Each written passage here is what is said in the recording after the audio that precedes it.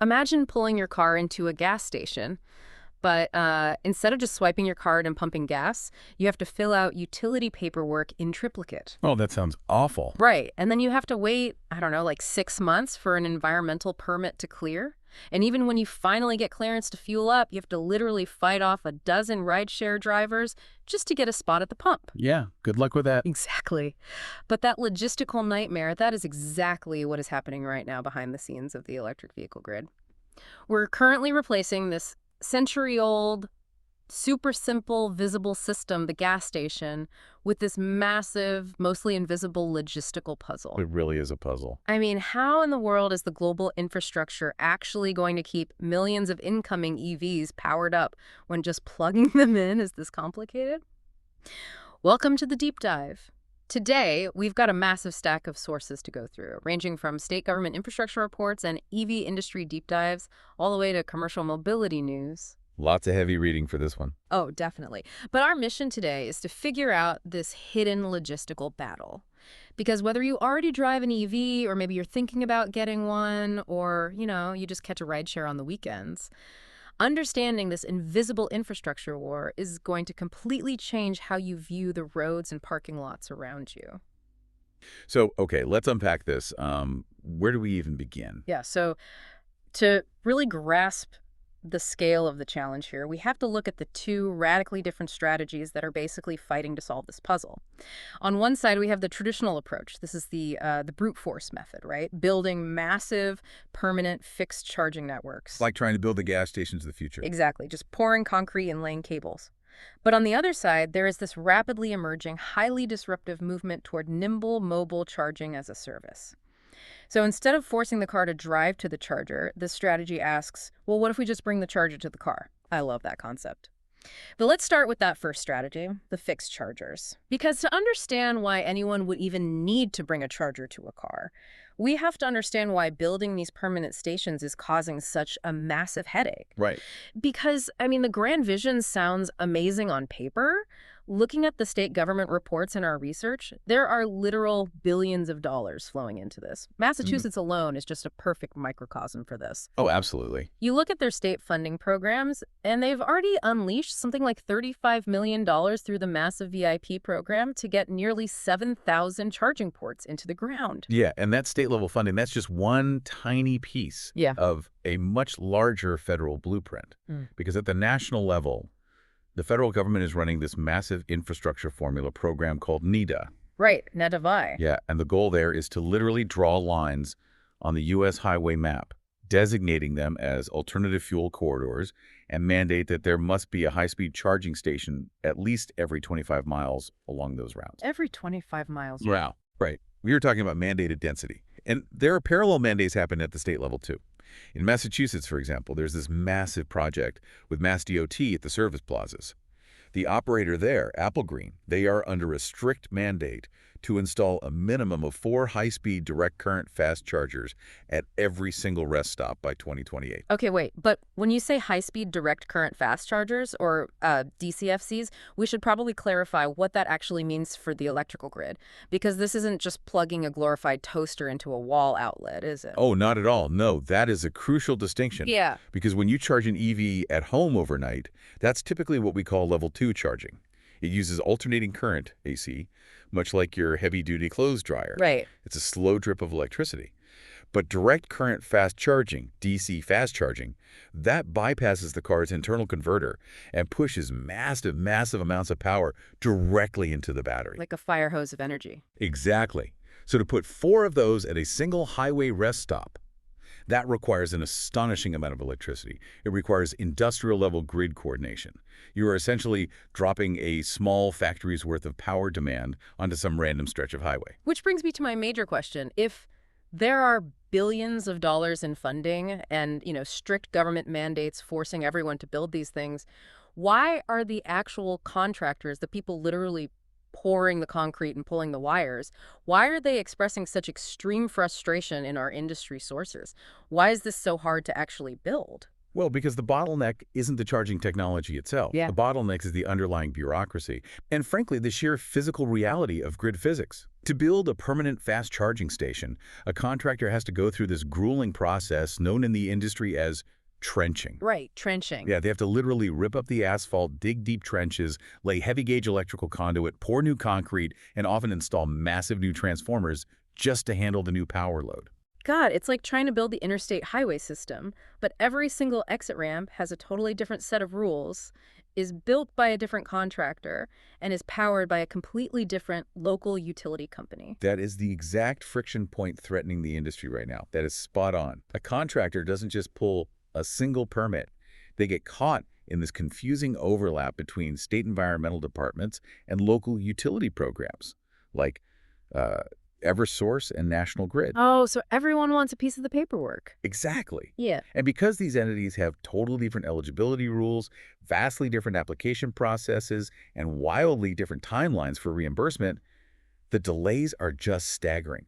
Our sources explicitly highlight that these bureaucratic delays are literally threatening the business continuity of the contractors. That's insane. Yeah.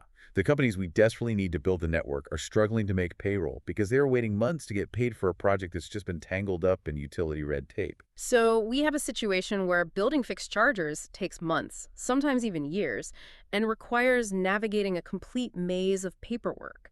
And because that physical infrastructure is lagging so far behind the number of electric cars hitting the road, the chargers that are successfully operating, they're turning into absolute chaotic choke points. Yeah, and they're being choked by a very specific, fascinating demographic of super users. The rideshare drivers. I was looking at the mobility data on this from evenninfo.net, I think, and the numbers are just staggering. The sheer volume of Uber drivers who have switched to EVs has surged tenfold over the last 3 years. Tenfold. Let me just give you the exact scale of that surge. Yeah. We're looking at roughly 182,000 EV drivers currently operating on the Uber platform. That is a massive fleet. It is. And these are high-mileage drivers who cannot rely on a slow overnight charge at home.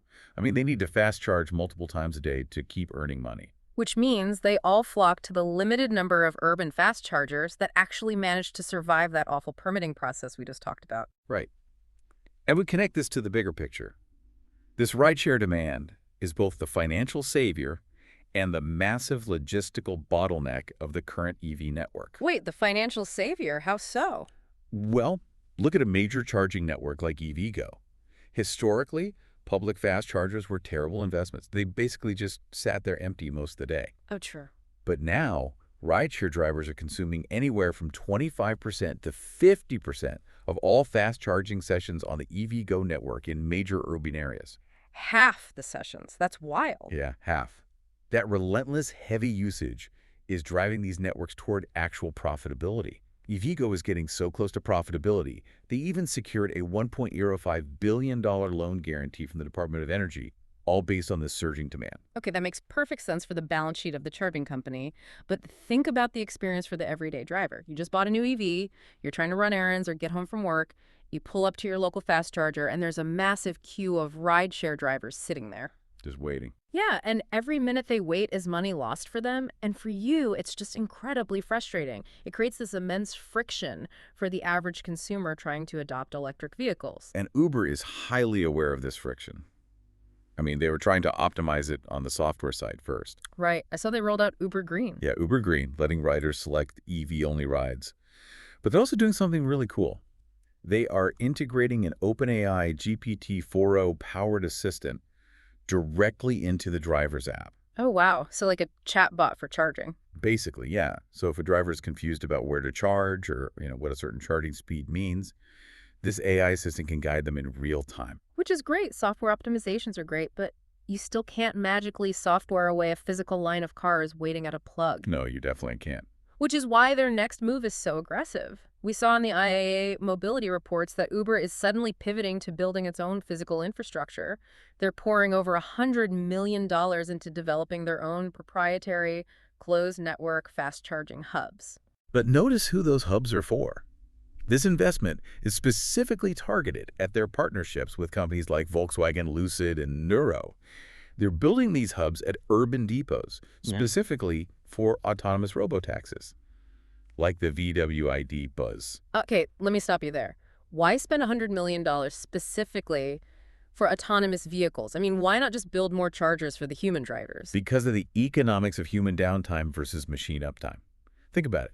When a human driver is waiting in line to charge, maybe they grab a coffee, check their phone, take a bathroom break. It's annoying, but it's human nature. Yeah, sure. But when you operate an autonomous fleet of robotaxis, fleet uptime is literally the only metric that matters. Every single minute that a highly expensive sensor-loaded robotaxi is sitting in a queue at a public charging station, it is bleeding revenue. I see. Uber realizes that they absolutely cannot rely on a public grid that takes 2 years to build and is just completely crowded with everyday drivers.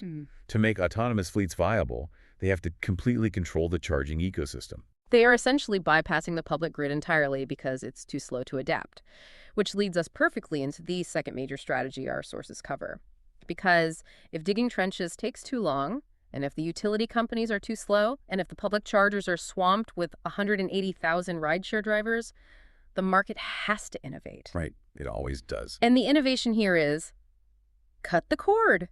Stop bringing the car to the infrastructure and start bringing the infrastructure to the car. This is the evolution from owning a fixed physical asset to purchasing charging as a service. And it fundamentally changes the physics of how we power mobility. Here's where it gets really interesting, because when you dive into the hardware of mobile charging, there are basically two tiers. On the lower end, you have highly portable units. One of the commercial mobility sources, Impero ODM, highlights a device called the EV Cubicharge. Yeah, the Cubicharge. Right. It costs around $300 and provides up to 22 kilowatts of level 2 charging. It's built like a rugged suitcase, incredibly easy to carry, great for home use. But, and this is the critical limitation, it isn't a battery itself. It still has to be plugged into an external power source. So it's essentially an incredibly smart, high-powered extension cord. Exactly. It provides flexibility in where you park, but it doesn't solve the core problem of grid reliance. You still need an industrial outlet nearby. But then you look at a company like SparkCharge, and they are taking a radically different approach. They're completely severing the tie to the grid. I am fascinated by their hardware design. They use a modular system that functions almost like heavy-duty, high-tech Lego bricks. Yes, the Lego brick analogy is perfect. Let's break down the mechanics of those bricks. Yeah. So each individual battery unit holds about 3.7 kilowatt hours of energy. Which doesn't sound like a lot. No, 3.7 kilowatt hours isn't a massive amount on its own, maybe enough to drive 10 or 12 miles. But because they are modular, an operator can stack them together to scale the power output to match the exact need of the vehicle. When you scale up to their Road EV3 model, it can suddenly output anywhere from 90 to 125 kilowatts of DC fast charging. Okay, let's translate that 125 kilowatts into real-world time for the listener. What does that actually mean if I'm, say, stranded on the side of the road? It means that completely independent of the electrical grid, sitting on the side of a highway with literally no power lines in sight, this mobile stack can blast 60 to 70 miles of range into your battery in under an hour. That is incredible. It is true. High-speed off-grid charging. Okay, so the consumer application is obvious. You run out of juice, AAA brings you a spark charge, you get enough range to make it home. But the business application is where the economics get wild. Let's talk about temporary events like a massive multi-day music festival in the middle of a field. Oh, that is the perfect scenario to illustrate the financial shift from CapEx to OpEx. And we should probably define those terms because they basically dictate this entire industry. Good idea. CapEx is capital expenditure. If a festival organizer wants to provide EV charging using traditional fixed infrastructure, like from the BeeCharged EV source, they are staring down a massive CapEx nightmare. Just burning cash. Right. They have to endure a 2 to 8 week lead time. They have to pay for site assessments, battle for local permits, pay the utility for temporary grid upgrades, and physically trench cables through the festival grounds.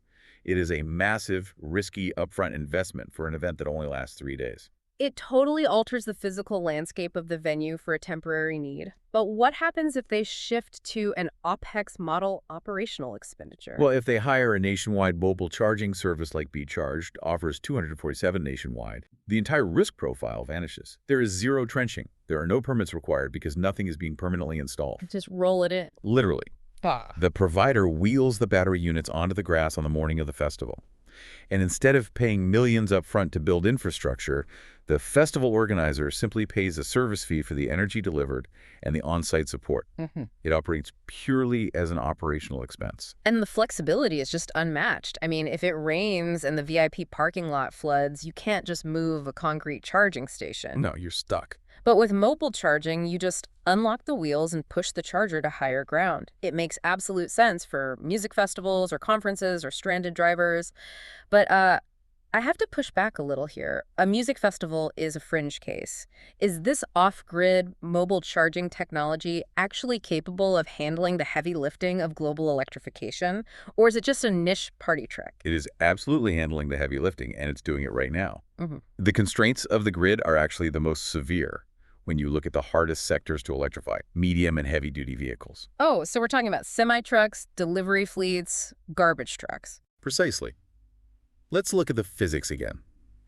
If a logistics company wants to transition a depot of 20 diesel delivery trucks to electric, they can't just plug them into the wall. Those trucks require megawatt-level power. Megawatts. Yeah. Trying to pull megawatts of power from a standard city grid is like trying to push a fire hose blast of water through a standard garden hose. The pipes just aren't big enough. Upgrading the local substation to handle that load can literally take the local utility company up to 5 years. 5 years. I mean, a business cannot put its operations on hold for 5 years waiting for a transformer upgrade. Exactly. Which is why the state of Massachusetts, going back to the MassDC programs, they're actively piloting mobile charging solutions specifically for those medium and heavy-duty fleets.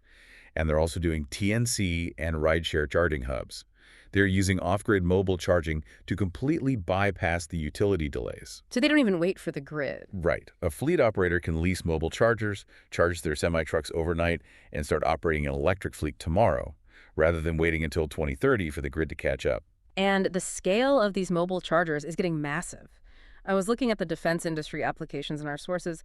There's a company called Exos that is actively pitching their mobile EV charging tech to the U.S. Air Force. Yeah, Exos is doing some wild stuff. They're doing live demonstrations of what they call their charger hub.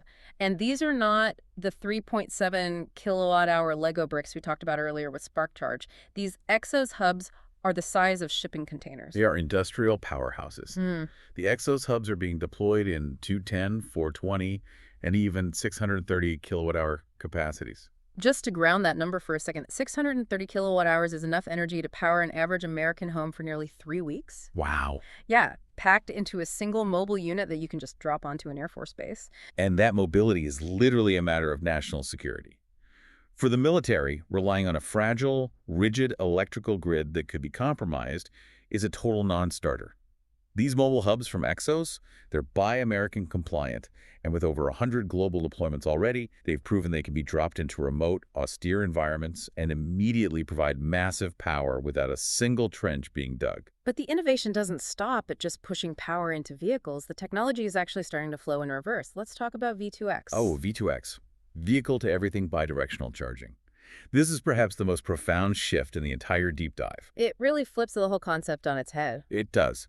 Historically, an electric vehicle is just a drain on the grid, right? It's a consumer of power. But V2X technology, which MassDC is actually doing demonstrations on right now, it uses advanced inverters to allow the car battery to push power back out. Explain how that actually helps the grid, rather than just draining the car's battery for no reason. Okay, think of the electrical grid like a city's water system.